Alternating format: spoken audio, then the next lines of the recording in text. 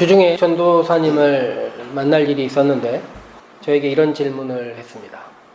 목사님, 행복하십니까? 그러면 언제 행복하십니까? 모두 알다시피 이런 질문에 대해서는 정확한 정답이 없습니다. 존재에 대해서 묻는 질문과 같이 사람들에게 어려운 질문은 없습니다. 보통 이런 질문이 난처할 때 뭐라고 대답하면 되냐면, 저에게 묻는 당신은 행복하십니까? 당신은 언제 행복하십니까? 이렇게 묻는 것이 이런 질문에 대한 일반적인 대답입니다. 그런데 목사라는 대상은 이런 질문에도 무엇인가 대답을 해야 될 것만 같은, 제가 선후배 관계, 친한 친구들 관계, 보통 일상의 관계라면 이런 질문에 대해서 대답하지 않고 치여받아서 오히려 그 사람에게 이야기하는 센스를 보였겠지만, 목사라는 직분은 이런 것에 꼭 대답을 해야 될 것 같은 그런 자리였습니다. 그런데 생각해보니 불행한 목사, 얼마나 슬픈 얘기입니까? 행복하지 않는 목사라는 말같이 슬픈 말이 없는 것 같습니다. 교회에 다양한 직분들이 있지만 목사가 불행하다면 그거보다 더 슬픈 일이 없게 느껴졌던 것입니다. 일반적인 목사라면 언제 행복하다고 말해야 되겠습니까? 하나님 만나는 그 시간 너무 행복합니다. 찬송가 가사처럼 내 기도하는 그 시간, 그때가 가장 기쁩니다 라고 얘기를 해야 되지만, 잘 알다시피 제가 그렇게 대답하지 못했습니다. 저는 행복합니다 라고 얘기했는데, 저의 행복은 즐거움과 웃음이 있는 삶의 정황이 나에게 있다. 이것이 나에게 행복이다, 이렇게 이야기를 했습니다. 그런데 이 행복이라는 것과 불행이라는 것은 아주 큰 차이가 있습니다. 행복은 말이에요, 누구와 비교하는 순간 행복이 점점 멀어집니다. 다른 사람하고 비교해서 행복해지지 않아요. 아무리 재산이 많다 해서 행복해지는 게 아니고, 권력이 많다 해서 그것이 행복은 아닙니다. 그런데 불행은 놀랍게도 일반적으로는 타인과의 비교에서 생겨나는 것입니다. 나 존재 혼자, 내 존재 혼자만을 생각했을 때 너무 불행하다, 이런 일들보다는 비교하고 다른 곳을 살펴보니 보통은 불행한 것입니다. 그런데 행복도 나 혼자 행복할 수 있는 것은 아닙니다. 결국에는 관계에서 만들어지는 것 아니겠습니까? 함께하는 사람들이 있으니 행복하고, 함께하는 가족들이 있으니 행복하고, 무엇인가 함께 공유할 수 있는 사람들이 있으니 행복해진다는 것이죠. 즉, 행복은 일반적으로는 관계에서 만들어지는 것입니다. 나의 존재가 타인들과의 관계, 비교 요하를 떠나서 관계에서 만들어진다는 것입니다.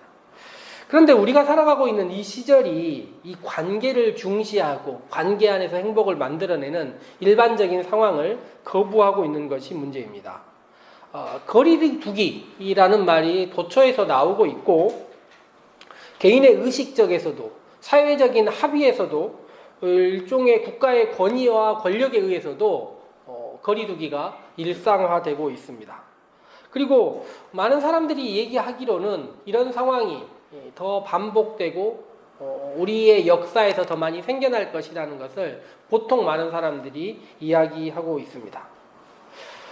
우리가 세계사의 중간에 들어있지만 지금 이 시기는 세계사의 긴 역사 속에서도 아마 밑줄이 그어질 만한 특별한 시기입니다. 이런 상황은 보통 관계를 멀리하는 상황, 일반적이지 않기 때문에 처음 겪는 일이 되게 혼란스럽고 낯설고 어렵습니다. 한 가지 확실한 사실은, 이런 일들을 살아가고 있는 우리의 존재의 불안을 대부분의 사람들은 타인을 배척하는 방식으로 만들어가기 위해서 역사는 노력했다는 것입니다. 그래서 더 많이 가지려는 사람들이 누군가를 배척하고, 국가와 인종과 종교와 많은 권력들이 타인들과의 배척, 남들과의 관계를 떼어놓는 일들로 이 역사의 상황들을 만들어 가려고 하고 있습니다. 지금의 많은 권력자들, 서양의 많은 권력들도 그렇게 이 문제를 해결해 나가고 있고, 타인들에 대한 증오와 멸시가 더욱 많아지는 시절이라는 것을 알 수 있습니다. 그런데 이렇게 거리두기라는 말과 교회가 마땅히 지켜야 될 공동체라는 말은 어떻게 연결될 수 있을까요? 그런 시절에 우리의 행복은 어디에서 만들어낼 수 있겠습니까?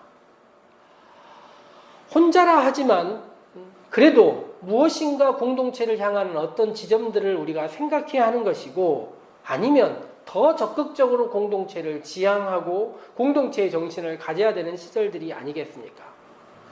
함께 할 수 없는 시절이 더 닥쳐오는 이 순간 저는 오늘 우리의 말씀 시편 133편의 말씀을 함께 읽어보려고 생각하고 있습니다. 우리는 5월 달에 함께 읽는 책 읽기를 통해서 시를 읽어본 경험이 있습니다. 시를 읽어보고 나서 보통 때와 다르게 많은 성도님들이 공공연하게 이야기하시기를 시가 참 어렵다. 이게 일반적인 이야기였습니다. 그런데 어렵지만 단어 하나, 문장 하나가 점점 쌓여가다 보니 어느 정도 느낌은 알겠다. 이해가 되는 지점들이 있다. 그리고 시인의 저자의 의도를 조금은 알 것 같다라는 이야기를 했습니다.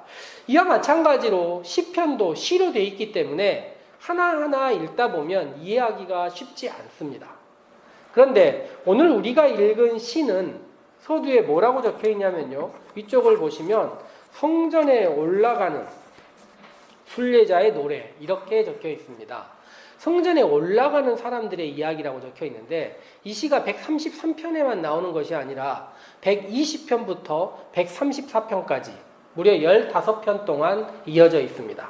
15편 동안의 사람들이 성전에 올라가는 노래라고 위에 제목을 붙이고 계속 반복하고 있다는 것입니다. 왜 15개냐 하는 이야기가 있는데 이렇게 설명하는 사람들이 있어요. 예루살렘 성전의 문 중에 여러 문이 있는데 그 문 중에 한 문이 계단이 15개라는 것입니다. 그래서 한 계단을 오를 때 첫 번째 시를 읽고 두 번째, 세 번째 계속 읽으면서 순례자의 노래를 읽으면서 성전에 올라갔다. 이렇게 이야기를 하고 있습니다. 예루살렘 성전에 가본 적도 없고 향후 계획도 없기에 확인해 드릴 수는 없지만 저는 무엇인가 이 15개의 시들 가운데 우리의 일상을 넘어 성전을 향하는 사람들의 마음 이것이 오히려 있지 않나 그런 생각을 해봅니다. 혹시 이제 이번 주 동안에 제가 가능하면 시편 120편부터 134편까지를 주중에 이번 주에 기도로 계속 올릴 것입니다. 한번 반복해서 읽어보시면서 말씀을 기억하시면 좋겠는데 120편과 121편은 일상을 살아가는 사람들입니다. 성전의 이야기가 나오는 것이 아니라 환난 가운데, 어려움 가운데 있는 사람들이 성전을 향하는 첫 걸음의 이야기가 120편과 121편에 있습니다. 세상이 쉽지 않고 어렵습니다. 그래서 멀리 있는 성전, 저 위에 있는 산이지만 그곳을 향하여 걸어서 올라가려는 사람들의 이야기가 첫 번째 적혀 있습니다. 그런데 바로 122편부터 어떤 이야기가 시작되냐면 오늘 우리가 읽은 첫 번째 이야기 주보를 보시면 나와 있는 사람이 내게 말하기를 여호와의 집에 올라가자 할 때 내가 기뻐하였도다. 이것이 다윗이 성전에 올라가는 노래입니다. 120편부터 133편까지 4편까지 15편의 시편이 있는데 그 중에 4개가 다윗의 시편이에요. 오늘은 그 4개의 이야기를 가지고 무엇인가 한번 꿰매어 보려고 생각하고 있습니다. 힘들고 어려운 상황을 거치고 있는 것은 우리뿐만 아니라 다윗도 마찬가지였던 것 같습니다.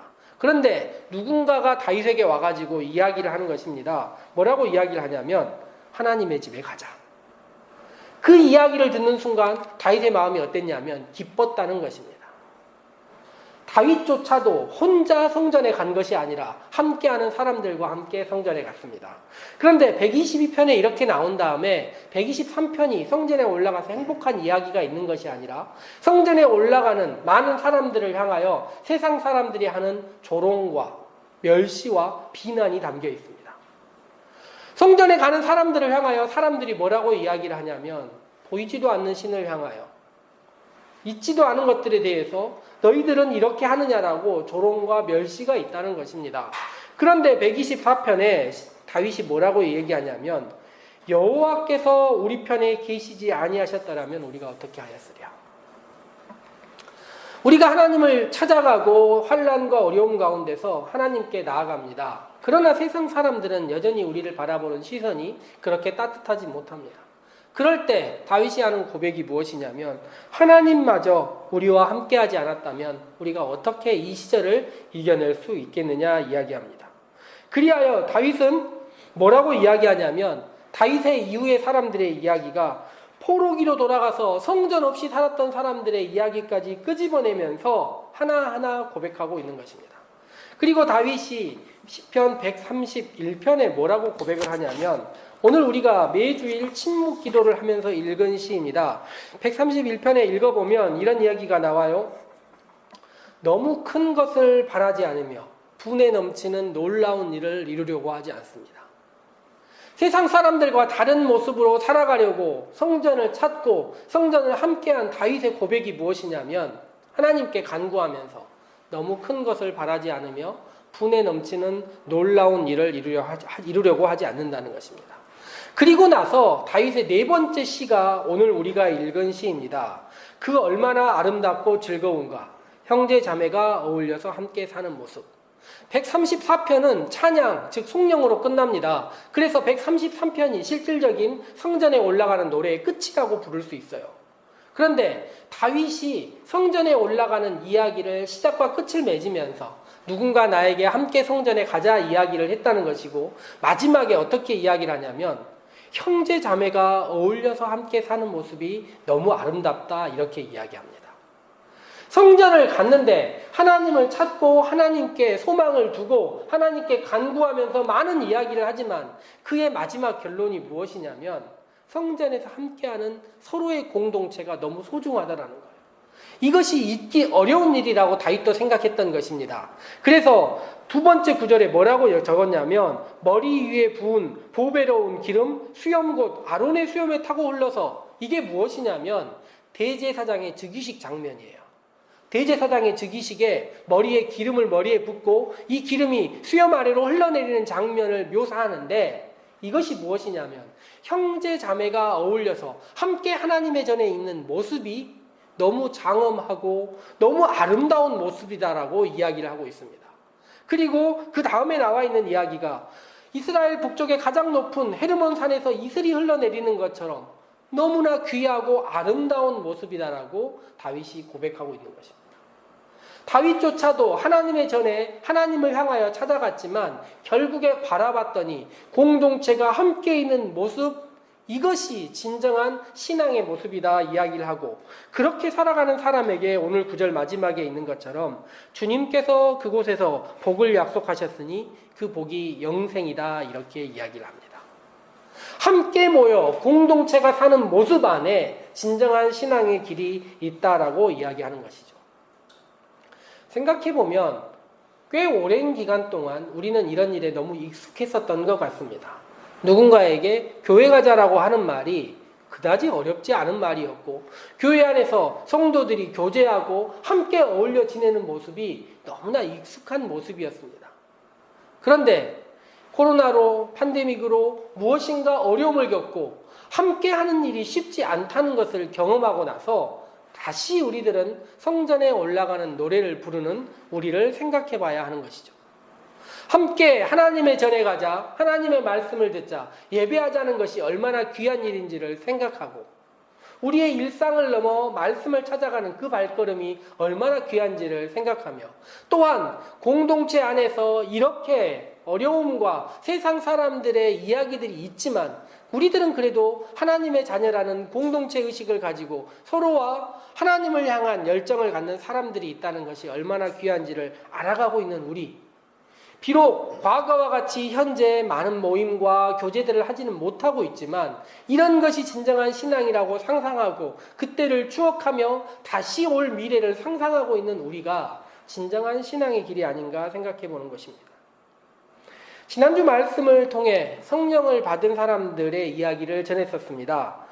공동체가 서로의 필요를 돌아보고 서로를 위해서 하나 돼 있는 모습을 볼 때 그들이 세상에 나가서 우리를 보라 이야기를 했습니다. 지금 우리는 낯설고 힘든 시절을 겪으면서 어려움이 있습니다. 그리고 많은 모임들도 불가능하고 영상과 여러 가지 어려움들을 통해서 우리들이 함께 모이고 있습니다. 그렇지만 진정한 신앙이란 공동체라는 것을 잊지는 않았으면 좋겠습니다. 그리고 그 함께 모여 있는 모습 안에 다윗이 고백하듯이, 많은 신앙인들이 고백하듯이 그 안에 하나님께서 약속하신 길이 있고 그 길이 너무나 장엄하고 아름다운 길이며 그 안에 영생이 있음을 우리 또한 알았으면 좋겠습니다.